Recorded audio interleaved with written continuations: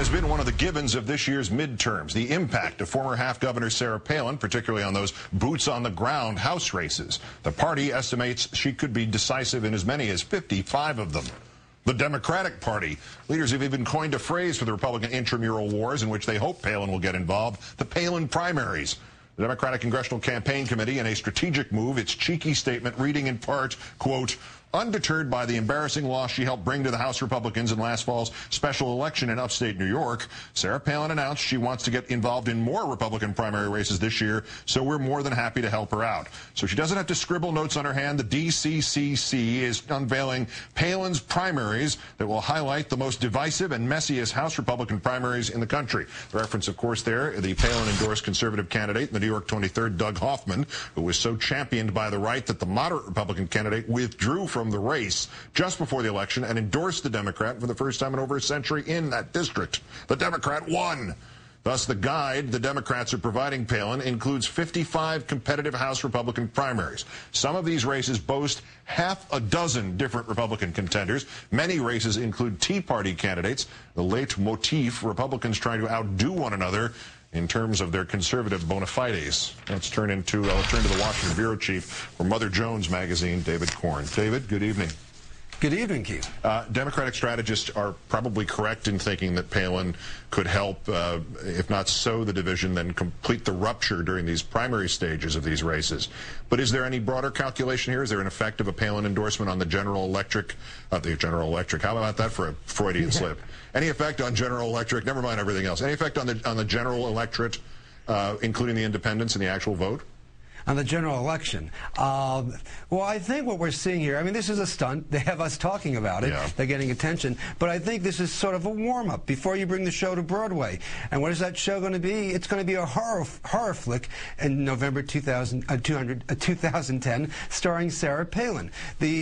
Right now, the atmospherics are looking pretty good for House Republicans in the coming elections in November. The unemployment is high. If it stays high, independent voters and others will be looking at incumbents and feeling rather ticked off. There are more Democratic incumbents out there than there are Republicans, so Democrats have a lot to fear.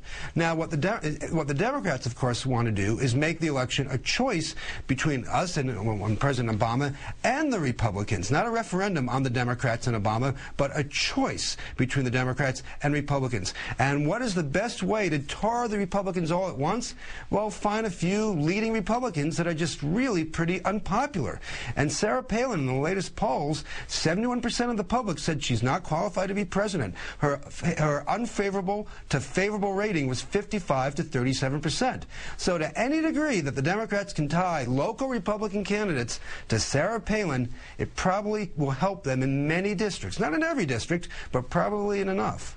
Is there any sense in these other 55 cases that we could see something as dramatic as the New York 23rd, where it went so badly that there was the, as they used to say on Monty Python, there was the silly candidate and then the very silly candidate, the conservative, and then a Republican to split that part of the vote?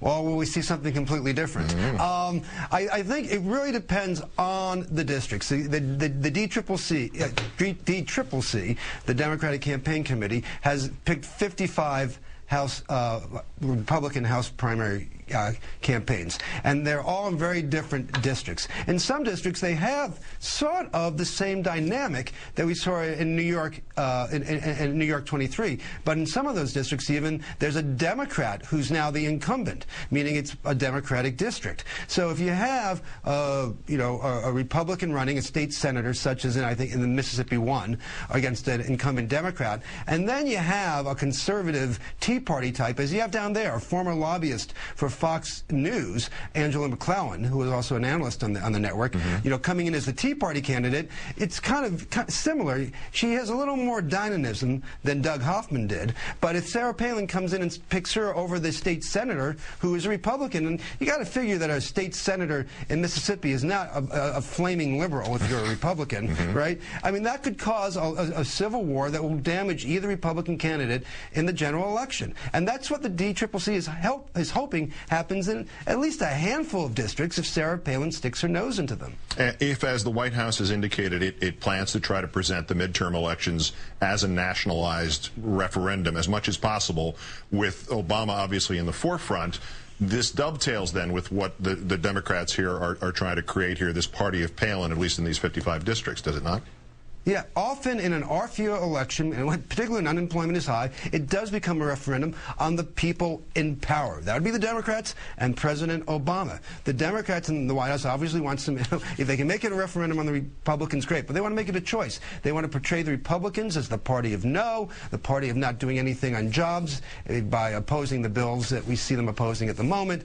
And if they can make it the party of Palin, so much the better. This is what they're going to be trying to do in the next few months to try to, they're fighting a historic, tide, or I should say trend. Usually in these type of elections, the voters who are upset are looking to throw people out. They're not looking to make a contrast and a comparison between each side. And so the Democrats are going to have to try very hard to change that dynamic. And if they can't do it across the board nationally, pick a few districts, 10, 20, 30 districts where they have a chance of scoring with that type of strategy. But what does it mean for General Electric? David Korn of Mother Jones. Great, thanks, David. Good to be with you, Keith.